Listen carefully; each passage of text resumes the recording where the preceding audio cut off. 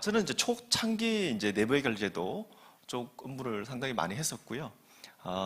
그 이후에 이제 여러 가지 지금 제가 말씀드린 것처럼 다양한 리스크에 대한 내부 통제 아니면 실제적인 어떤 관리 운영 전체적으로 한번 제가 컨설팅을 해드리고 있습니다. 그래서 오늘의 주제는 어쩌면 오늘 전체 우리 미래 주제 세미나와 맞닿을 수 있을 것 같습니다. 저는 이제 실질적, 실효적 리스크나 내부 통제 관점을 말씀드릴 거고 아마 여러분들이 그동안에 봤던 운영 중심이 아니라 다양한 관점을 제가 설명드릴 수 있도록 하겠습니다. 그 관점들은 여기 이제 특히 우리 C레벨에 계시거나 팀장님 계신 분들은 아마 내부 회계 관리제도 팀 내에서 어떻게 넥스트 아젠다를 잡으실지에 도움이 될 것 같고요. 또는 실제 실무를 하시는 분들에게는 스스로의 셀프 디벨롭먼트나 조직 내 성장을 위해서 저런 부분을 보다 더 접목해서 하면 좋겠다라고 이제 이해하시면 될 것 같습니다. 통상 내부 통제 프레임워크들은 다양하게 존재하지만 사실은 코소라고 생각하시면 될 것 같고요. 코소 중에서도 코소2, 엔터프라이즈 와이드 리스크 매니지먼트는 글로벌리도 항상 실행 전략으로 자리매김하고 있다고 보시면 될 것 같고요. 딱 그 코소 얘기를 얘기하면 항상 리스크 관리를 해라, 내부 통제를 제대로 해라라고 얘기하시는데 그렇지 않습니다. 코소의 언어 구조에서도 통제를 잘해라, 리스크 관리를 잘하라고 얘기하지 않습니다. 목적은 뭐냐? 결국 우리가 꿈꾸고 있는 꿈 또는 어떤 조직의 전사 목표를 향해서 나아가는 지원하는 프로세스다라고 얘기합니다. 그래서 여러분 보시는 바와 같이 퍼포먼스와 리스크의 어떤 양날이 있다고 한다면 당연히 리스크는 퍼포먼스가 잘 되기 위해 도와주는 활동이다라고 얘기합니다. 그래서 요 바탕으로 아마 코소2를 읽어보시면은 제 말씀을 이해하는 겁니다. 그러니까 통제를 잘해라, 리스크를 열심히 해, 이런 원전이 아니다라고 이해하시면 될 것 같고요. 또 하나는 이제 큐빅이죠. 우리 여기 계신 분들 얼마나 많이 보셨겠습니까? 그 중에 특히 여기 계신 분들은 아마 파이낸셜 리포팅 그 부분에 이제 집중을 하고 있을 텐데요. 제가 오늘 준비한 자료는 그 이외에 4가지 영역을 다 말씀드리는 겁니다. 실제적인 사례 중심으로 말씀드리기 때문에 제가 여러분이 특히 넥스트, 미래 아젠다를 잡으실 때 도움이 되실 거라고 판단되고요. 구체적인 컴포넌트들은 다 이해하고 있기 때문에 여기 계신 분들은 제가 생략을 하도록 하겠습니다. 요 5가지의 물음입니다. 여기 계신 분들, 여러분들 내부의 관리도 많이 하시고 테스트 자주 하시고 힘드시잖아요.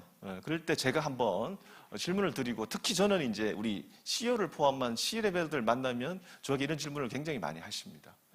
여러분 회사에 지금 현재 직면하고 있는 리스크가 뭐냐? 그리고 탑10, 탑3를 말할 수 있는가?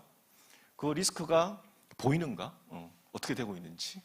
제대로 통제는 되고 있을까? 그 관련된 우리 내부적인 조직 문화는 어떤가? 이런 질문들을 대해서 제가 이제 우선 말씀드리고요.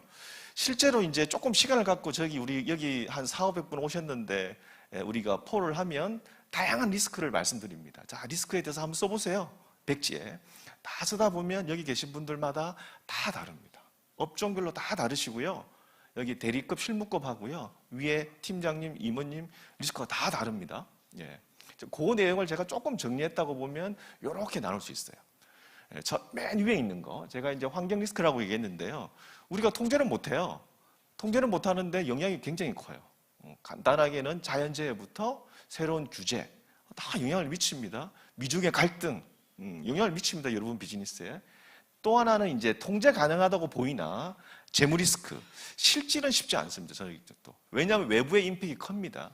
그리고 들어가서 보면 이제 비재무죠. 비재무 중에서도 전략 리스크 쉽지 않습니다. 왜냐하면 전략 리스크 제가 말씀드리겠지만 외부적인 이펙이 굉장히 큽니다. 그 중에 아주 일부 운영 리스크, 우리 피플, 프로세스, 시스템 이렇게 얘기하는 거죠. 그래서 어떤 면 내부에게 관리제도에 계신 여러분들은 어쩌면 전체 틀로 봤을 때는 굉장히 유리한 관리 업무를 하고 있다. 그렇잖아요, 사실. 그죠? 우리 내부적인 오퍼레이션 리스크 중에서도 파이낸스 리포팅만 보고 있으니까 굉장히 좋은 거죠, 그죠? 하단에 보시면은 컴플라이언스도 최근에 큰 이슈입니다, 그죠? 컴플라이언스 이슈들, 그 다음에 레퓨테이션 이슈들, 프로드 이슈들, 굉장히 많죠. 자, 요 전체가 사실은 어떤 우리 내부 회계 관리제도 팀에서 결국은 지향을 해야 될 전체적인 모습이다라고 보시면 될 것 같고요. 아까 그 꼭지, 제가 만드는 꼭지별로 어떻게 이루어지는지 하나씩 제가 설명드리겠습니다. 자, 운영 리스크는 가장 여러분이 잘할 수 있는 겁니다. 다만 여러분이 지금 보고 계시는 것들이 파이낸셜 리포팅과 SSF가드, 엔티 프로드만 초점을 두고 있다면 밸류 체인을 확대하는 겁니다. 확대하는 방법은 2가지 똑같이 있습니다. 사전적으로 통제를 내재하는 방법. 운영에 대해서 모니터링하고 조기 경보하는 방법, 또 하나의 큰 축은 위기의 영역입니다. 크라이시스. 흔히 얘기하는 크라이시스의 영역이 있다고 보시면 될 것 같고요. 그래서 결국은 비즈니스 리스크 매니지먼트와 비즈니스 크라이시스 매니지먼트 영역이라고 보시면 될 것 같고요. 아주 간단한 사례입니다. 여러분 회사에서 가지고 있는 다양한 데이터들을 끌고 와서 보십시오. 시나리오에 따라서 100개를 보시든 150개를 보시든 30개를 보시든 그 시나리오를 보셔야 될 것 같고요. 이러한 내용들은 실질적으로 우리 업무에 도움이 되겠습니다. 그렇죠? 네, 그래서 그 영역 많이 보실 것 같고요. 조금은 다른 영역 이런 얘기 많이 하십니다. 상시 모니터링을 많이 하시다 보면은 후행적이다. 결과만 보고 있다. 좀 선제적으로 알고 싶어. 예를 들어서 부실 체크를 자꾸 증가하고 있어. 이유가 뭐지? 그걸 미리 알 수 있다면 이게 이제 조기 경보의 컨셉이고요. 그러니까 리딩 인디케이터라고 하는 선도적인 인디케이터 값이 필요하다는 겁니다. 그러니까 예시를 보시면 돼요. 실제로 부실 체크가 많이 발생했어. 왜 많이 발생하지? 라는 것들을 여러분 각각 회사에 계신 다양한 부서로부터 추적해 보시면은 여기는 하나의 트레이딩 컴퍼니였는데요. 실제로 봤을 때 부실 채권 발생과 실제 유럽 쪽에 있는 주요 산업 성장률이 굉장히 밀접한 영향을 가지고 있다는 겁니다. 그럼 이건 뭐 어떻게 하면 되죠? 유럽의 경기 지수가 떨어지면 우리가 실제적인 어떤 재고율에 관련돼서 좀 보다 보수적으로 운영을 해야 된다. 뭐 이런 얘기들입니다. 그래서 실제로 봤을 때 우리가 발생할 수 있는 핵심 후행적 리스크와 선제적 리스크를 정의해서 고간의 관계를 하락이라는 거, 이게 이제 보통 이제 선제적 조기 경보식이라고 보시면 될 것 같고요. 프로드 관점도 마찬가지입니다. 그러니까 상시 모니터링도 있지만 특히 어떤 금융사고나 프로드 같은 경우도 사전적으로 굉장히 다양한 레드 플래그나 사전적 징후들을 많이 만들어서 그 길목별로 유사 징후가 많은 시스템이나 아니면 실제 데이터에 대해서 디텍션하는 방법, 그 방법을 고민하셔야 됩니다. 자, 여기까지가 이제 운영 리스크에 대한 내용들을 제가 이제 굉장히 빨리 지금 말씀드렸고요. 또 하나의 큰 축은 컴플라이언스입니다. 컴플라이언스는 법규만의, 법무팀만의 문제는 아닙니다. 그리고 아마 오늘 저희 금융 쪽, 금융지배구조 가이드라인 보셨겠지만 그 책무, 실제 어떤 리스판시빌리티 매입이라고 하는 것들이 법제화되고 있습니다. 그래서 그런 것처럼 실제 우리 회사가 지켜야 될 각종의 컴플라이언스 요건들을 만들어 놓고 그 요건들별로 각각 담당, 주관하는 부서와 실제 부서가 어떻게 업무를 하고 있는지, 그러한 내용들이 제대로 내부 통제가 실현되는지 이런 것들을 살펴보셔야 됩니다.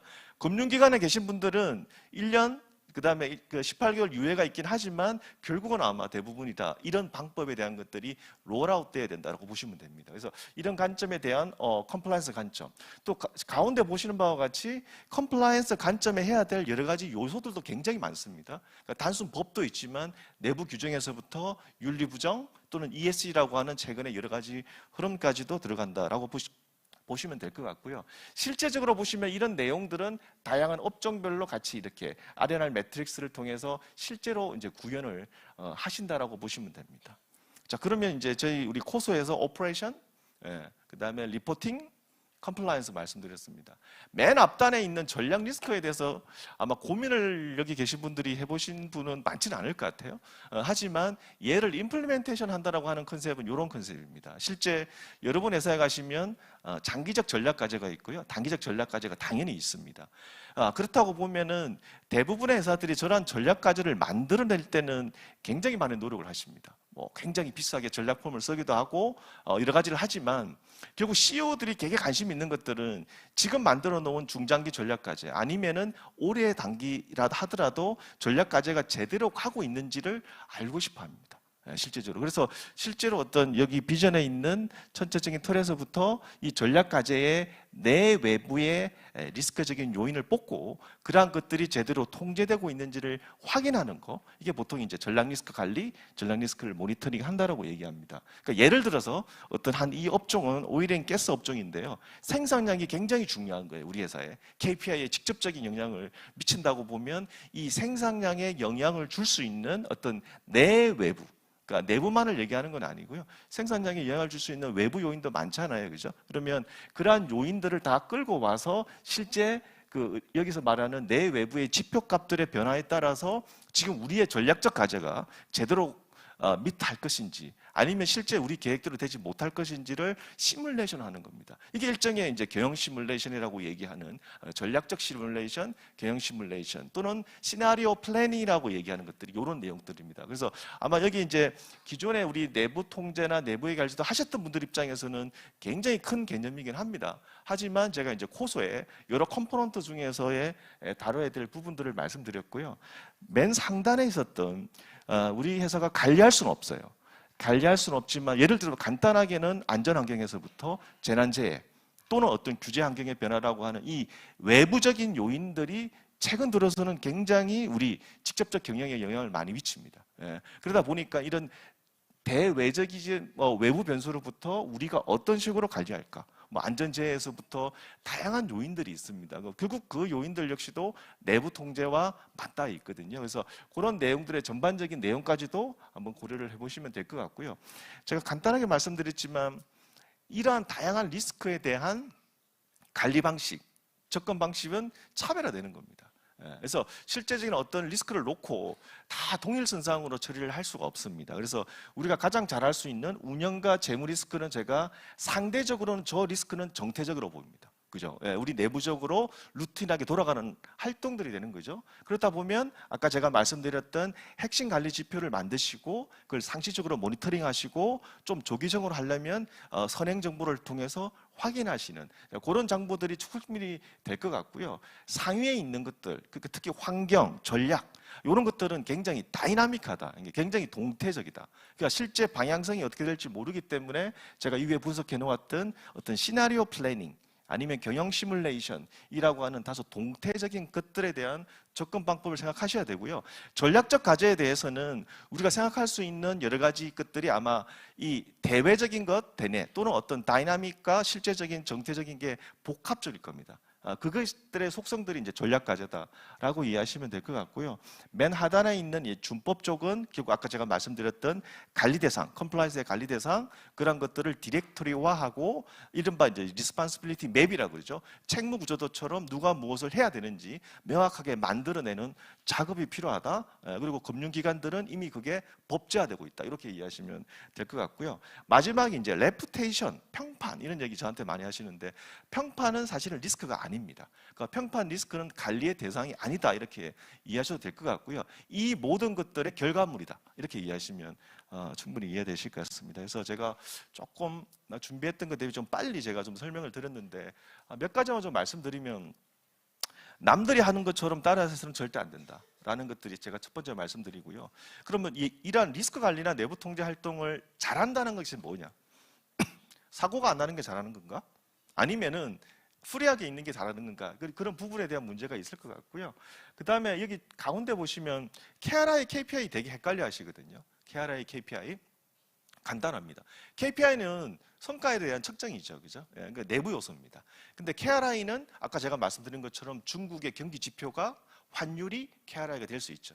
그래서 KRI는 흔히 목표를 달성을 위해서 사전 감지하는 내비게이터다 이렇게 이해하시면 됩니다. 그래서 훨씬 KPI보다 훨씬 광범위한 컨셉이 KRI다 이렇게 이해하시면 될 것 같고요. 그 다음에 이제 내부 통제와 리스크란 뭐냐? 전혀 다른 얘기다.